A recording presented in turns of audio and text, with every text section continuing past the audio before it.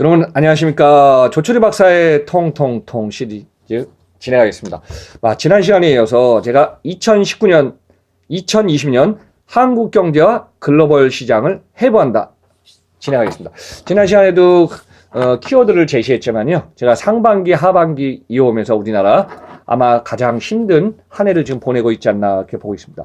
그래서 이제 제조업 같은 경우 해외도 나가고 지금 국내에서도 지금 해외 수출하는 경쟁력이 이제 강화가 힘든 상황이 왔고요. 제가 유통기업 측면 한번 얘기했습니다. 자, 유통기업에 최근에 보니까 뭐 전자상거래, 우리나라 지금 유통시장은요, 300조는 넘어섰습니다. 근데 이제 300조 중에 3분의 1은 뭐예요? 2019년에 114조 원이 전자상거래죠. 제가 이제 젊은 층 후배들이나 이런 지인들을 만나서 물어보냐, 요즘 30대, 40대는 결제는 다 뭐예요? 이 스마트폰으로 다 결제합니다. 그 정도로 시장이 스마트화가 돼갖고 모든 걸 갖다가 이제 편리성으로 하다 보니까 우리나라 앞으로 시장, 뭐 오프라인이 줄어든다가 아니라 이런 게 하겠습니다. 우리나라는 전 세계 좁은 땅에 플레이어들이 너무 많아졌어요. 자, 오프라인 전자상거래. 그 다음에 글로벌 시장까지. 그게 다 뛰어들면 어떡하죠? 결국은 제가 이제 했지만 적자 생존. 열심히 적어서 생존하는 게 아니라 마지막까지 살아남는 자가 강한 자다. 이 시대가 지금 올 것 같습니다. 그래서 114조 원의 전자상거래가 급증하면서 앞으로 지난 시간에 얘기했지만 우리나라는 과잉 재고가 많아졌습니다. 제조업들이 뭐 50대 재벌이 지금 상장 기업이 지금 140조 재고가 있어서 재고를 무조건 소진해야 됩니다. 남은 기간에. 그래서 유통기업은 그 상품을 갖고 와서 지금 뭐 11월 달에 이제 들어서 갖고는 이제 뭐 세일데이들이 지금 장기간 있지 않습니까? 그래서 뭐 중국은 광군절이 11일 날 있고 또 미국은 블랙 먼데이가 있었고 결국 그냥 세일 기간 들어가니까 중요한 건 뭐냐면은 남아있는 상품을 저렴하게 빨리 소진하지 않으면 내년도 2월 상품 넘어가기 전에 신상 개발도 해야 되고 지금 다양한 상품군을 해야 되기 때문에 이 시장 너무 중요합니다. 그래서 지금 제가 볼 때는 유통기업은 대경쟁 시대에서 남아있는 상품, 저가 상품 포함해서 모든 상품을 어떻게 쏟아붓냐가 지금 더 중요한 걸로 보고 있습니다. 제가 보니까 2010년 이후에 우리나라 지금 유통기업이 왜 함정에 빠졌는지 설명하겠습니다. 2010년 이후에 제가 메시지를 막 던졌습니다. 그 전에. 글로벌 전자상거래, 글로벌 금융위기의 전자상거래 시장은요, 올라오기 시작했다. 자, 대표적으로 아마존이 2010년 올라오다 2015년부터 급증하지 않았습니까? 한국 시장도 대형 오프라인 점포가 2010년부터 준비하면서, 물론 이제 쿠팡이 진입하고 하기 전부터입니다. 준비하면서 2015년에 치고 좀 나갔어야 되는데, 그 당시까지만 해도 있어요. 과거에 일본이 시행착오가 똑같습니다. 다점포와 점포를 많이 가지고 장사가 잘 돼갖고 힘들 때까지 버텨보자. 그 상황이 계속 지속되다 보니까 처음에는 대형 점포 간에 과다 경쟁이 되다가 지금은 전자상거래 간에 경쟁이 되다 보니까 결국 뭐 한쪽이 살고 한쪽이 지금 줄어드는 상황이 계속 지금 진행되고 있습니다. 여기에 또 어땠죠? 대형 점포들 뭐 김포고천이니 뭐 여기 보정동이니 해갖고 결국은 전자상거래 전용 맞춤형 물류센터를 만들었는데, 자, 조철희 박사 얘기합니다. 유통물류 20년에서 저도 많은 물류센터 대형부터 중소형 다 가봤는데요. 센터는 대형화를 시켜서 무조건 크게 가는 게네요. 유통매장도 마찬가지입니다. 큰 매장에 최저가의 가치 창출, 또 어떤 규모에 따라서 이거 평당 이거를 갖다 가치를 못 올리면요, 물류센터는 마찬가지입니다. 캐퍼의 가치를 창출해서 KPI를 해서 이익 구조를 만드는 물류센터를 가져야지, 큰 물류센터를 갖고 있으면서 고정비가 많이 들고 회전율이 안 되는 물류센터를 갖고 있죠. 결국은 이게 수익 구조의 압박이 연결됩니다. 자, 정리하면 이렇게 하겠습니다. 물류는 예산된 범위 내에서 물류비를 절감하는 것이 고정비를 계속 투입해갖고 물류비를 늘려나가는 게 물류가 아닙니다.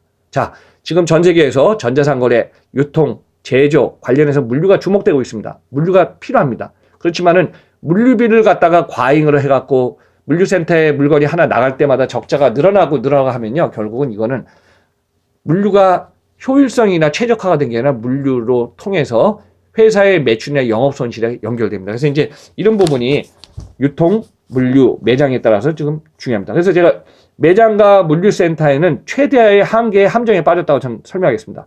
크게 짓는 게 아니라 크게 알맞게 적당하게 최적화하고 스마트하게 하는 전략이 필요합니다. 그래서 지금 최근에 이런 얘기까지 들립니다. 우리나라가 인건비 상승하고 52제를 도입하다 보니까 현장 물류가 힘들어졌다 그래갖고 최근에 편의점 포함해서 자동화 시스템이 지금 점점 빨라지고 있습니다.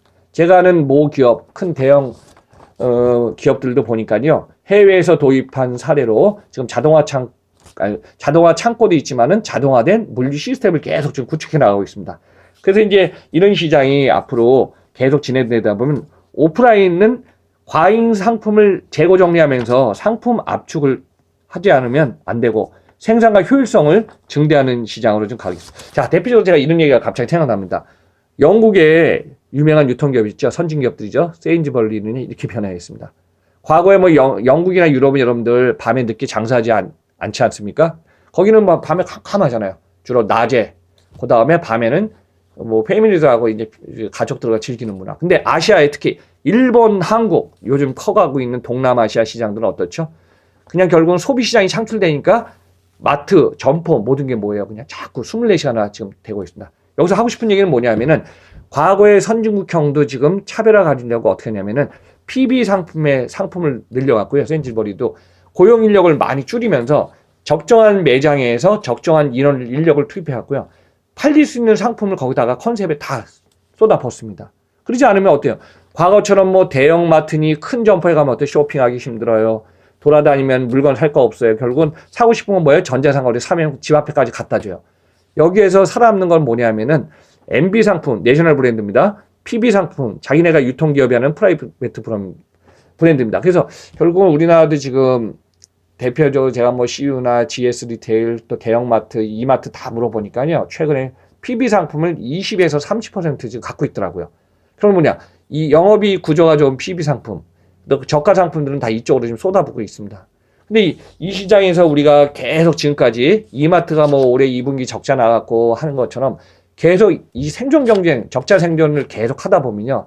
우리나라 대형마트 가면 갈수록 더 힘들어진다. 그래서 이번에 뭐 참고로 6년 동안 했던 이마트 사실 뭐 이제 연말에 조정을 해야 되는데 이마트의 어떤 CEO도 6년 동안 하다가 지금 바꾸지 않았습니까? 결국은 뭐냐. 전자상거래에 맞춤형으로 갈 수 있는 시장 구조로 지금 CEO도 지금 변화해 가야 된다. 그래서 이제 조직 구조 빨리 개편한 걸로 보고 있습니다. 그래서 우리나라 유통기업들 앞으로 가면 갈수록 전자상거래의 과다 경쟁에서 진짜 생존 경쟁을 빨리 하지 않으면 힘들어지는 시장으로 가고 있습니다. 자, 물류 얘기하겠습니다. 최근에 이제 물류 같은 경우 저도 물류센터 부동산에서 제가 올해 한 달 전인가요? 설명했지만은 물류센터가 우리나라가 그냥 너무 갑자기 커졌어요, 최근에. 아시아에서 일본하고 한국의 물류센터는요, 땅값이 비싸니까 무조건 높게 짓고, 뭐 일본 같은 경우는 6m입니다. 지진이 많으니까. 근데 우리는 9.5, 10m를 무조건 때려서 그냥 5단 높이를 쳐요. 중요한 게 뭐냐, 8만 평, 9만 평, 13만 평, 15만 평 막 나온 건 아는데, 이 최대형 물류센터가 최고의 베스트 정답은 아니라는 얘기입니다. 결국 뭐냐, 동선이 가까워서 입지가 좋고 한 거는 맞는데, 이 대형화, 최대화가 앞으로의 최고죠. 제가 이제 선방 얘기 잠깐 하겠습니다. 지금 최근에 뭐 23,000 TU까지 지금 주문을 받아 이제 건조를 시키는데요. 유럽에서 한국을 와서 미주로 갈 때 과거에는 13,000 TU가 기본인 적이 있었어요. 근데 최근에 1, 2년 사이에 어디죠? 남미, 북미의 그 파나마 운하가 100년만에 개통돼갖고 6,500 TU가 하는 게 13,000 TU가 지금 통과하거든요. 그래서 이제 국제 간에는 컨테이너선도 이제 최대화가 필요하긴 한데 모든 걸 갖다가 최대화를 하려면은 장단점이 있습니다. 물건은 최대화가 할 때 최대화가 그 캐파를 유지하면서 일관성 있게 그걸 갖다가 실어나르든지 재고를 해야 되는데 그게 안 되고서 공실률이라든가 어떤 적재율이라든가 이것이 70, 80을 유지 못하잖아요. 그러면은 기업은 그때부터 비용 손실이 발생합니다. 그래서 말하자면은 70, 80 이상의 최저가를 갖다 유지해야지 그게 기본입니다. 그러면 어느 분이 그럴 거예요. 박사님 100% 하는 게 좋지 않을까요? 자, 물류센터도 움직일 때 보면 여유 공간이라는 게 있습니다. 그래서 10하고 20 정도를 가져가지 않으면요. 결국 물건이 들어와서 입출고 나갈 때 원활한 운반이 화력이 잘 안 됩니다. 그래서 이제 지금 최근에 보니까 너무 크게 짓는데 자, 이런 얘기 하겠습니다. 대형 물류센터도 보니까 크게 진 8만 평 옆에 8만 평 있으면 어떡하죠? 주변에 있던 걸 다 끌어모아서 한쪽으로 해서 카테고리에서 일단은 구분을 하겠지만은 큰 게 있다 보면 주변에 어때요? 작은 것들은 지금 창고의 진바를 지금 다 사라지든지 죽어갑니다. 그래서 이제 시장 구조인데 시장 구조를 갖다 무조건 크게 가는 게 최고의 답은 베스트는 아니라고 저는 보고 있습니다. 그래서 가면 갈수록 전자상거래가 뭐 114조에서 150조까지는 전 달려갈 것 같아요. 당분간은. 달려가면 어때요? 지금 물류센터는 빠르게, 편하게, 안전하게 갖다 주는 게 지금 배송의 속도전인데, 그걸 저는 라스트 마일이라고 그랬습니다. 이 속도전 시장이 가면 갈수록 빨라지다 보니까 자동화, 효율화, 스마트화, 센터 기능이 중요해지다 보면은 앞으로 물류도 진짜 이런 얘기 하겠습니다. 과거에는요, 물류 사업 하신 분들이 이렇게 했었어요. 물류 사업 하는데 1년간 이제 계약 수주를 해갖고 계약하면요. 안전된 물량을 받으면 1년 동안 물류 사업하는데 큰 지장 없이 매달 진짜 물량만 처리하면 이익 구조가 됐다고 했는데 최근에는 반드시 그렇지 않습니다. 1년 계약이라도요. 결국은 파동도 있고 여러 가지 거래 조건이 달라지기 때문에 앞으로 물류 사업도 옛날처럼 1년 연장의 유지가 정답은 아닙니다. 그래서 이제 이렇게 얘기하면서 유통, 물류, 결국은 소비와 관련돼서 우리나라 시장도 급변하면서 글로벌 시장과 맞물려서 같이 움직인다는 걸 강조하면서 2탄 여기서 마치겠습니다. 여러분들 들어주셔서 감사드리고요. 다음 시간에 뵙겠습니다. 감사합니다.